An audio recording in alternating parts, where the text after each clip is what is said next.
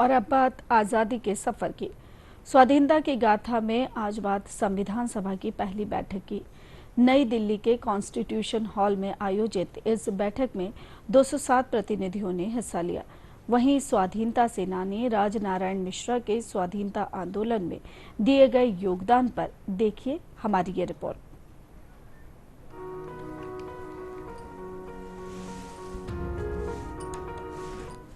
9 दिसंबर 1946 को संविधान सभा की बैठक पहली बार नई दिल्ली में कॉन्स्टिट्यूशन हॉल में आयोजित की गई, जिसे अब संसद भवन के केंद्रीय कक्ष के रूप में जाना जाता है। इसमें 9 महिलाओं सहित 207 प्रतिनिधियों ने भाग लिया था। आचार्य कृपलानी ने दिन में 11 बजे सभा के अस्थायी अध्यक्ष डॉक्टर सच्चिदानंद सिन्हा के परिचय के साथ उद्घाटन सत्र की शुरुआत की। डॉक्टर सिन्हा ने विभिन्न देशों से प्राप्त सद्भावना संदेश पढ़े। उद्घाटन भाषण और उपसभापति के नामांकन के बाद सदस्यों से औपचारिक रूप से अपना परिचय पत्र प्रस्तुत करने का अनुरोध किया गया। पहले दिन की कार्यवाही सभी उपस्थित 207 सदस्यों द्वारा अपना परिचय पत्र प्रस्तुत करने और रजिस्टर पर हस्ताक्षर करने के बाद समाप्त हुई। आकाशवाणी दिल्ली ने इस समूची कार्रवाई का प्रसारण किया। शुद्ध सुंदर अति मनोहर मंत्र वंदे मातरम। आज की इस कड़ी में हम स्वतंत्रता सेनानी राजनारायण मिश्रा को भी याद कर रहे हैं, जो 9 दिसंबर 1944 को शहीद हो गए थे। उत्तर प्रदेश के लखीमपुर खीरी के रहने वाले राजनारायण समाजवाद में दृढ़ विश्वास रखते थे।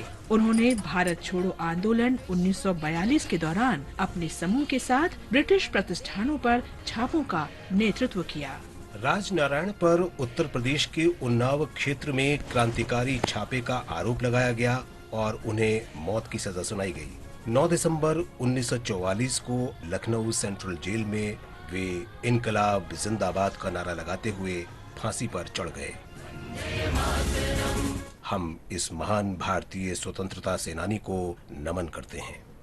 अवरोध खोला, प्रतिरोध तोला, लेखा पढ़ा शेखा, খোলা মনে দেখা, যেভাবে আপনি দেখেছেন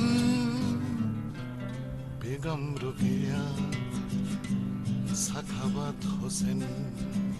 आज हम बंगाली नारीवादी विचारक, लेखिका, शिक्षक और राजनीतिक कार्यकर्ता रुकैया सखावत हुसैन को भी याद कर रहे हैं, जिनकी जयंती और पुण्यतिथि 9 दिसंबर है।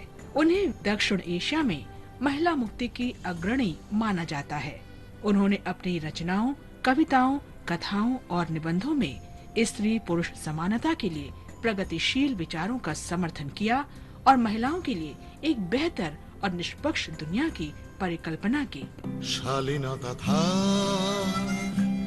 अवरोध जाग, ग्रामेर मेटा साहस पा।